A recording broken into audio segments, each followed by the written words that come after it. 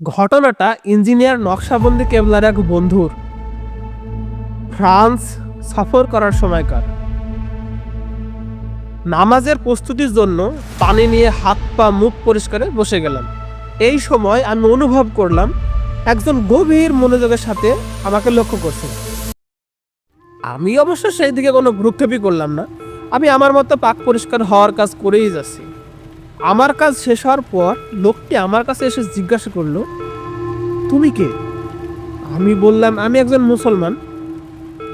সে বলল, তুমি কোথা থেকে এসেছো? আমি বললাম, পাকিস্তান থেকে। সে বলল, তোমাদের দেশে কয়টি মানসিক হাসপাতাল আছে? লোকটির এই ধরনের অপ্রাসঙ্গিক প্রশ্ন শুনে আমি অবাক হলাম। বললাম, 2-4টা হতে পারে। এইবার লোকটা জিজ্ঞাসা করলেন, তুমি এতক্ষণ কি করছিলে এবং প্রতিদিনই কি এরকম করো? আমি উত্তর দিলাম, হ্যাঁ, আমি একজন মুসলমান এবং প্রতিটি মুসলমানই দৈনিক 5 বার নামাজ পড়ার পূর্বে এই কাজটি করে। আর এতক্ষণ যা করলাম তার নাম ওযু। কৌতূহলী লোকটি শেষে বলেছিল, ওযুর একটা পর্যায়ে আপনি আপনার ঘাড়েও ঠান্ডা পানির স্পর্শ দিলেন। এইটা যদি আপনাদের ধর্মের নিয়ম হয়ে থাকে এবং সবাই যদি এই নিয়ম পালন করে, তাহলে আপনাদের দেশে পাগল ও মানসিক রোগীর অস্তিত্ব থাকারই কথা না। কথাটা আজও মনে আছে এবং আল্লাহর কাছে শুকরিয়া আদায় করি, আলহামদুলিল্লাহ। আসলে লোকটি ছিল একজন মানসিক হাসপাতালের সার্জন। তিনি দীর্ঘদিন যাবৎ গবেষণা করেছেন মানুষ কেন পাগল হয়। দীর্ঘ গবেষণার পর এই বিষয়ে তার সিদ্ধান্ত হলো মানুষের মস্তিষ্কই গোটা দেহকে নিয়ন্ত্রণ করে, আর মস্তিষ্ক সব সময় এক তরলের প্রবাহে ভাসমান থাকে। বিধায় আমরা হাঁটাচলা, দৌড়ঝাঁপ ইত্যাদি সবই করি, কিন্তু আমাদের মস্তিষ্কের কোনো ক্ষতিই হয় না। কিন্তু মস্তিষ্ক যদি স্থির ও জমাট কোনো পদার্থ হতো, তবে এতদিনে তা ভেঙে চুরমার হয়ে যেত। তাই আল্লাহ পাক মস্তিষ্ককে তরলের মধ্যে রেখেছেন। এই মস্তিষ্ক থেকে কিছু বিদ্যুৎবাহী সূক্ষ্ম শিরা আমাদের ঘাড়ের পেছন থেকে শুরু করে সমস্ত দেহে জালের মতো ছড়িয়ে গেছে।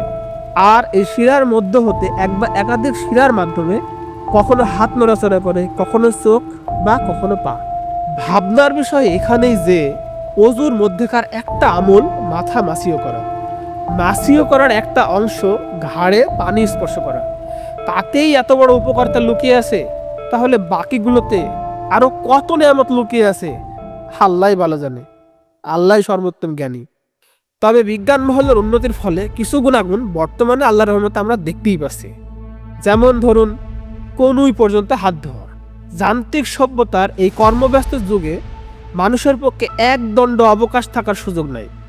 কলকারখানা, অফিস আদালত, হোটেল, রেস্তোরাঁ ইত্যাদিতে মানুষকে 2 হাতে নানা প্রকার কাজ করতে হয়।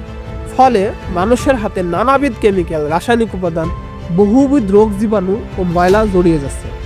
এই সকল উপাদান আমাদের শরীরে প্রবেশ করলে কি হতে পারে তা তো একবার আমরা একটু ধারণা করলেই বুঝতে পারছি।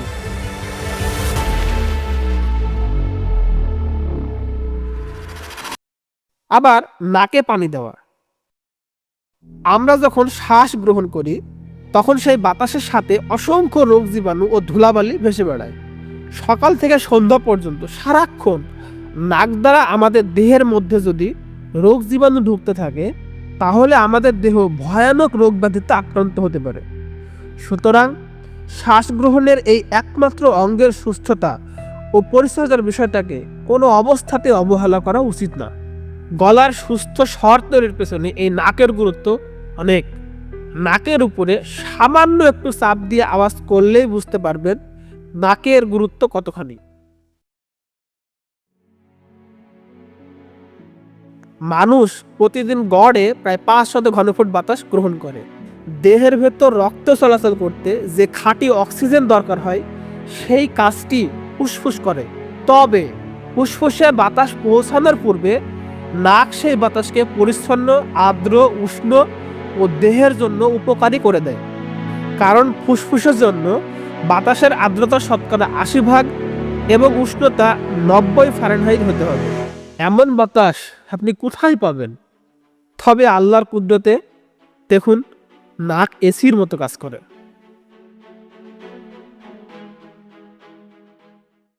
মুখমণ্ডল ধৌত করা। স্বাস্থ্য ও সৌন্দর্য বিশেষজ্ঞরা এই বিষয়ে একমত যে মুখের যাবতীয় প্রসাধনী যেমন স্নো, পাউডার, ক্রিম, লোশন ইত্যাদি সবই চেহারার জন্য ক্ষতিকারক এবং চেহারার স্বাভাবিক সৌন্দর্য ও কোমলীয়তা নষ্ট করে দেয়। তাদের মন্তব্য অনুযায়ী লাবণ্যতা বৃদ্ধির জন্য প্রতিদিন অন্তত কয়েকবার পানি দিয়ে চেহারা পরিষ্কার করা জরুরি। আমেরিকান সৌন্দর্য বিষয়ক সংস্থা কাউন্সিল ফর বিউটি এর সদস্য লেডি হিসার এক চাঞ্চল্যকর তথ্য দিয়েছেন। তিনি বলেন, মুসলিম মহিলাদের রূপচর্চা করার জন্য কোনো রকম কৃত্রিম প্রসাধনী ব্যবহার করার প্রয়োজন নাই, বরং তাদের ধর্মীয় নিয়ম অজু চেহারাকে রোগমুক্ত ও সৌন্দর্যমণ্ডিত রাখার জন্য যথেষ্ট। এছাড়াও অজুর সময় 3 বার মুখ ধোয়ার কারণে প্রতিদিন অজুর ওসিলায় অন্তত 5 বার চেহারা ম্যাসেজ করা হয়, যাতে চেহারার রক্ত সঞ্চালন স্বাভাবিক থাকে। চক্ষু বিশেষজ্ঞদের মতে চোখের আর্দ্রতার অভাবে অনেকেই অন্ধত্বের শিকার হয়। আধুনিক সময় আমরা অনেক বেশি সময় যাবৎ মনিটরের আলোর সামনে থাকি। এই মনিটরের আলোর কারণে চোখ শুকিয়ে যায় এবং শুরু হয় নানান ধরনের চোখের সমস্যা। অজুতে মুখ ধোয়ার সময় স্বাভাবিকভাবেই আমাদের চোখও ভিজে যায়, ফলে চোখ আর্দ্রতার অভাবজনিত ক্ষতির মধ্যে পড়ে না। প্রসঙ্গত আরও অনেক উপকারিতার কথা বলা যায়, তবে আজকে শেষ করছি। আর শেষ করার আগে বলতে চাই, এত উপকারিতার কথা জানার পরও যদি কেউ অজুর আমল না করেন, তাহলে তার জন্য ইহকালেও দুর্ভোগ, পরকালেও আফসোস। আল্লাহ হাফিজ।